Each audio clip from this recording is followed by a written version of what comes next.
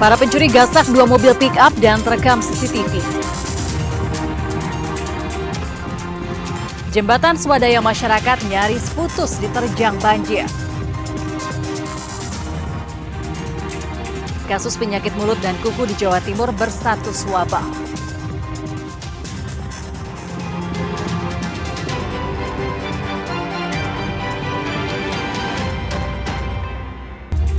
Halo saudara, apa kabar Anda hari ini? Kompas Jatim kembali hadir ke hadapan Anda. Selain 3 informasi utama tadi, tim redaksi kami telah menyiapkan sejumlah informasi penting dan inspiratif lainnya untuk Anda. Bersama saya, Virgianti Kusuma, kita jelang Kompas Jatim di Kompas TV Independen Terpercaya.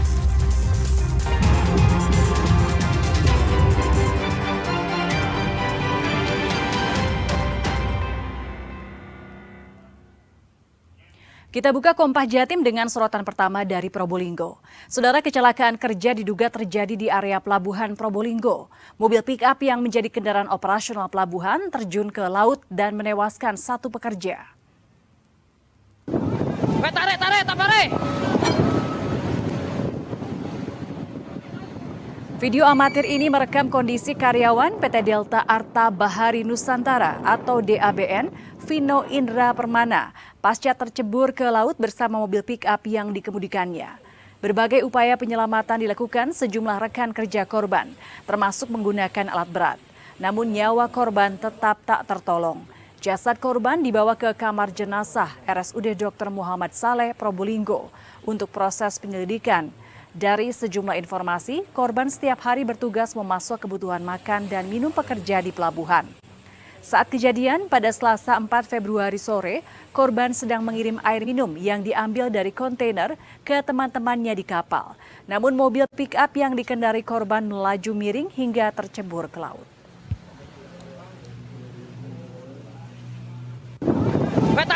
Tarik! Polres Probolinggo Kota yang mendapat laporan kecelakaan kerja di area pelabuhan telah melakukan olah tempat kejadian perkara atau TKP. Polisi juga meminta keterangan sejumlah saksi untuk mengetahui penyebab pasti kejadian tersebut.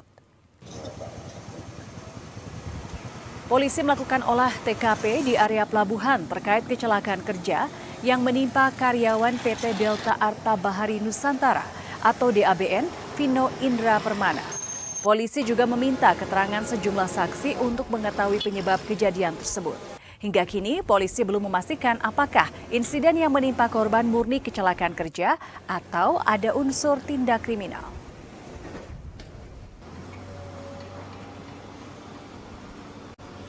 Baru mendapatkan informasi dan saat ini kami dari Polres Probolinggo Kota sedang mendalami dan sedang mencari informasi lebih lanjut tentang kejadian ini. Demikian sementara kendaraan yang ditumpangi korban masuk ke laut. Nanti kami sampaikan lebih lanjut karena sampai saat ini laporan juga kami belum resmi ke kami. Kemudian kami juga masih untuk di lapangan. Sejauh ini korban 1 memang dan ya. Nanti kami sampaikan setelah. Aksi pencurian 2 mobil pick-up di Surabaya terekam CCTV. Para pelaku hanya butuh waktu 5 menit untuk menggasak 2 mobil tersebut. Dari hasil penelusuran GPS, kedua mobil curian itu dibawa para pelaku ke Pulau Madura.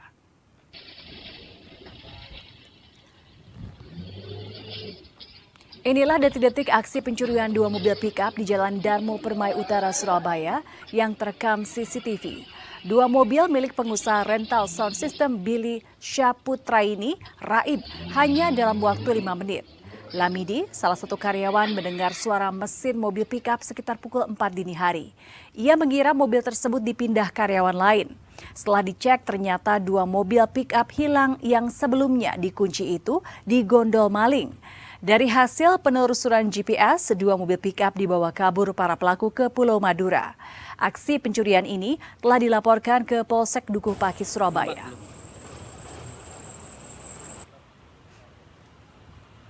Untuk kejadiannya saya kurang ini, soalnya kan saya di dalam. Ya. Cuman tahunya itu sudah mobil sudah dibawa, sudah tidak ada di sini. Nah, tapi ada teman yang barusan pulang dari event yang bawa mobil satu ini. Nah itu dengar waktu mobil dinyalakan itu dengar, cuman dia mengira itu dari teman-teman yang lain gitu yang bawa itu Pak. Ternyata di gondol maling. Ternyata dibawa itu. Oke. Itu sekitar jam berapa, Pak? Kurang lebih sekitar jam 4. Jam 4 subuh ya? Jam 4, iya, bukan di pagi. Pak. Itu waktu penghuni masih tidur semua, Pak ya? Jembatan bambu di Desa Rambi Puji, Jember nyaris putus dan ambruk pasca diterjang luapan banjir.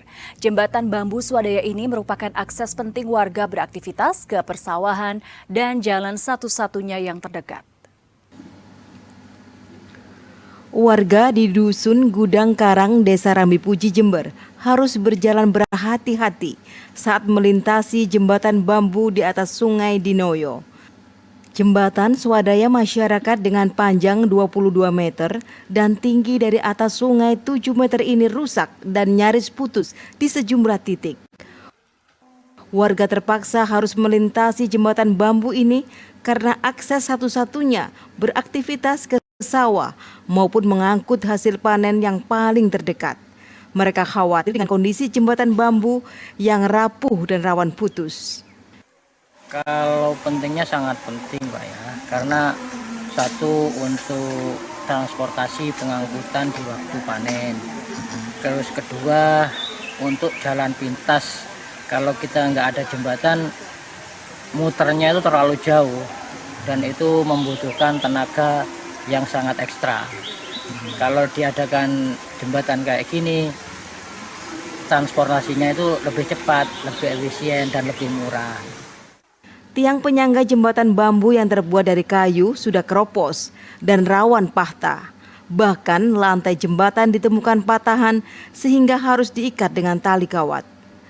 Sangat berbahaya juga bagi petani dan masyarakat, karena kalau ini sampai terus-terusan sama masyarakat dibuat akses jalan ke sawah, dengan kondisi seperti ini sangat berbahaya. Karena melihat kondisi Sungai Dinoyo juga setiap sore itu kenaikan debitnya sangat luar biasa, seperti itu. Berapa meter ini panjangnya? Kalau panjang dari jembatan ini kurang lebihnya 22 meter, seperti itu. Tinggi? Tingginya kalau dari bawah ke atas kurang lebih 7. Pemerintah desa saat ini mengupayakan perbaikan jembatan bambu. Jembatan ini sangat bermanfaat bagi akses perekonomian warga.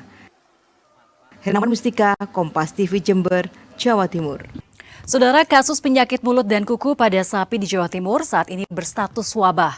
Untuk menangani wabah PMK, sapi harus disuntik vaksin sebanyak 3 kali, yakni dosis pertama, kedua, dan booster. Status wabah PMK disematkan karena tren kasus PMK di Jawa Timur meningkat lebih dari 2 kali lipat dibanding tahun sebelumnya. Tercatat hingga akhir Januari 2025, jumlah sapi yang terjangkit PMK ada 18.500 kasus. Sebagian besar kasus PMK menjangkiti anak sapi dan kasus baru. Adanya perubahan cuaca dari panas ke hujan membuat wabah PMK menyebar dengan cepat. Untuk itu, sapi harus 3 kali divaksin, yakni vaksin dosis pertama, kedua, dan booster. Untuk mengatasi wabah PMK, pemerintah telah menyuntikkan 15 juta vaksin PMK. Meski demikian, masih diperlukan 18.000 dosis vaksin untuk menangani PMK di Jawa Timur. Rata-rata setahun itu kan kurang lebih antara 5-10 kasus ya di rata-rata. Nah, dalam setahun itu sudah ya rata-rata 10 kasus. Nah, kemudian tiba-tiba naik di akhir Desember sampai Januari. Itu naiknya hampir 2 kali lipatnya standar deviasi. Kita kan ada standar epidemiologi. Kalau 2 kali lipat standar deviasi itu sudah bisa dikategorikan sebagai warning untuk terjadi.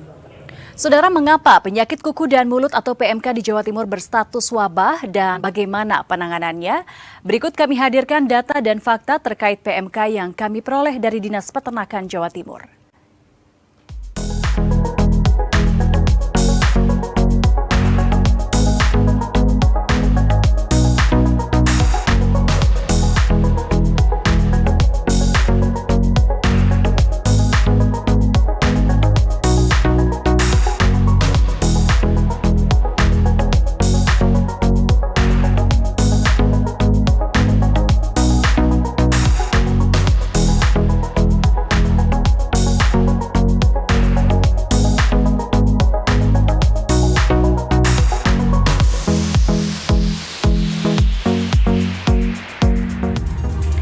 DPR RI setujui naturalisasi 3 pemain. Nantikan informasi selengkapnya usai jeda berikut ini. Tetaplah bersama kami di Kompas Jati.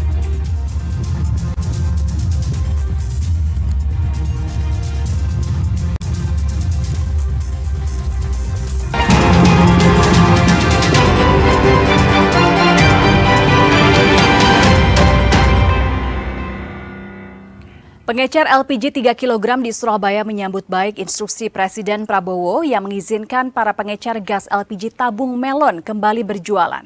Meski demikian, para pengecer tetap mengeluhkan langkanya stok tabung gas melon sepekan terakhir.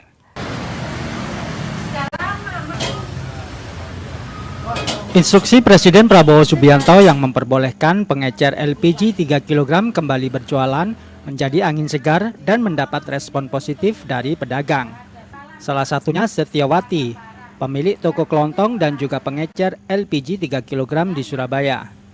Setiawati juga tidak akan keberatan jika nantinya diminta untuk melengkapi syarat dan aturan baru sebagai pengecer LPG 3 kg. Meski demikian, pengecer juga mengeluhkan susahnya mendapat pasokan LPG 3 kg baik dari agen maupun pangkalan selama sepekan terakhir, sehingga banyak dari pengecer yang stoknya kosong. Di tingkat pengecer, LPG 3 kg dijual sekitar Rp18 hingga Rp19.000 per tabung. Ada batasan nggak Bu pengambilan dari pihak pengecer sendiri ke pangkalan? Nggak ada. Tapi memang susah barangnya Bu ya? Barangnya susah. Ini kan kemarin sempat langka Bu karena warga harus beli ke ke pangkalan bukan ke pengecer. Ini berdampak nggak untuk pengecer? Ya dampak Mas. Apa dampaknya Bu? Ya dampaknya nggak ada barang itu. Sekarang biasanya itu saya jual 18 ya. Sekarang katanya terus 19. Hal senada juga disampaikan Indah, salah satu penjual toko kelontong di Jalan Tidar, Surabaya. Jika para pengecer akan dijadikan sub pangkalan, ia berharap aturannya dipermudah dan persediaan stok LPG terpenuhi serta tersedia setiap saat. Ya kalau jadi sub pelanggan kayak pangkalan itu ya, jadi kayaknya kita tidak mampu juga, soalnya kan harus butuh biaya besar itu.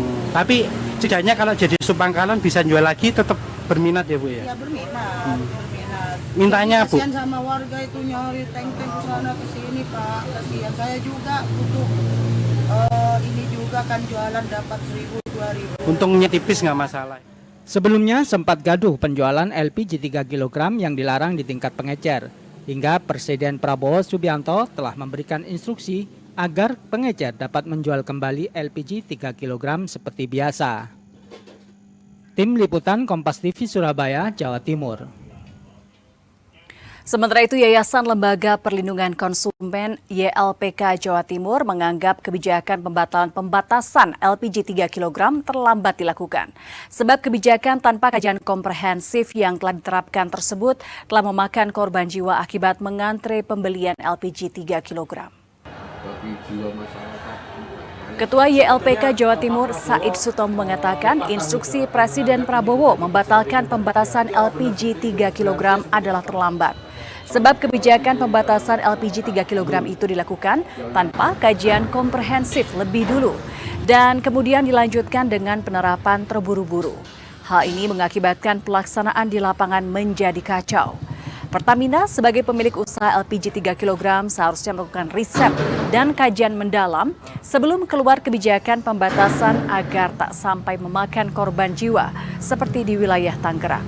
LPG 3 kg termasuk dalam kategori pelayanan publik yang keberadaannya dilindungi undang-undang. Sehingga jika menimbulkan sentimen negatif di masyarakat, patut diangkat ke ranah hukum. Seharusnya kebijakan publik tidak perlu ada korban, justru harus sampai kepada satu kebijakan yang sesuai dengan tujuan Undang-Undang Dasar 45 untuk kesejahteraan dan untuk kemampuan masyarakat. Apalagi kalau memang berkaitan dengan gas, dengan hal-hal subsidi lainnya. Jangan sampai ini satu kebijakan sebagai contoh tidak baik dari BUMN lainnya. Tidak ada kajian komprehensif gitu loh. Jadi kajian-kajian kendala-kendala yang kemungkinan dialami oleh masyarakat.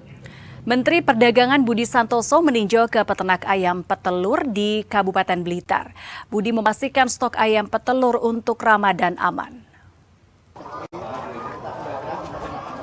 Menteri Perdagangan Budi Santoso bersama staf jajaran berkunjung ke peternak ayam petelur di Kabupaten Blitar. Mereka meninjau stok telur ayam menjelang Ramadan. Budi memastikan stok ayam petelur untuk persiapan Ramadan masih mencukupi. Selain itu, harga telur ayam saat ini masih stabil. Kabupaten Blitar merupakan penyalur telur ayam 30% di tingkat nasional dan mampu menghasilkan 1.200 ton telur per hari. Diharapkan produksi telur ayam di Blitar aman hingga Idul Fitri tiba. Saat ini harga pokok penjualan atau HPP telur ayam di tingkat peternak di angka Rp26.500 per kilogram. Kita ngecek ke pasar, semua harga terjangkau dan suplai juga ada, termasuk telurnya. Jadi saya pikir cukup terkendali, kita jaga terus sampai Lebaran. Ya, kemarin dari Nataru sampai sekarang telur cenderung normal. Stabil, harganya bagus. Biasanya kebutuhan mencapai berapa, Pak Menteri? Ya nanti kita sementara sih cukup ya, cuman kita sambil berjalan kan makan gaji politik kan selalu meningkat, jadi kita menyesuaikan. Ya saya kira angkanya kurang tahu persis, tapi dari sorotan olahraga diinformasikan DPR RI telah menyetujui naturalisasi 3 pemain timnas Indonesia, yaitu Ole Romeni, Tim Gaypens, dan Dian Marks. Hal itu diputuskan dalam rapat paripurna ke-12 masa persidangan 2 tahun sidang 2024-2025. Sidang yang menghasilkan persetujuan naturalisasi sejumlah pemain timnas sepak bola Indonesia dipimpin Wakil Ketua DPR RI Adis Kadir pada Selasa pagi. Adapun pertimbangan yang disampaikan Adis berdasarkan hasil pembahasan Komisi 10 dan 13 DPR RI yang menggelar rapat kerja bersama Kemenpora dan PSSI. Ada 3 pemain asing jalani naturalisasi. Mereka adalah Ole Romeni dan Tim Gaypens, Dian Marks, yang akan bermain untuk kelompok umur 17 dan 20. Selanjutnya, proses ini akan dilanjutkan dengan keluarnya keputusan Presiden dan pengambilan sumpah WNI yang rencananya digelar di London, Inggris, 8 Februari mendatang. Sebelum itu kami meminta persetujuan pada rapat paripurna hari ini, apakah permohonan pertimbangan pemberian kewarganegaraan Republik Indonesia atas nama saudara Tim Henry Victor Gibbons, saudara Dion Wilhelmus Edimark, dan saudara Ole Lennart Terhar Romenits dapat disetujui. PSSI menggelar seleksi asisten pelatih lokal dan asisten pelatih fisik. Kedua asisten pelatih ini membantu pelatih utama Timnas Indonesia Senior, Patrick Kluivert, menjalankan tugasnya. Pelatih utama Timnas Indonesia Senior, Kluivert, membutuhkan 2 asisten pelatih lokal dan asisten pelatih fisik menjalankan kinerjanya. Untuk itu, PSSI menyeleksi 2 asisten pelatih untuk membantu Kluivert. Salah satu yang diseleksi adalah mantan penyerang Timnas Indonesia yang baru kembali dari Italia, Kurniawan Dwi Yulianto. Usai diumumkan membantu Indra Syafri di Timnas U20, kini Kurniawan juga diseleksi untuk jadi asisten di Timnas Senior. Bank Sampah tingkatkan ekonomi warga. Nantikan informasi selengkapnya usai jeda berikut. Tetaplah bersama kami di Kompas Jatim.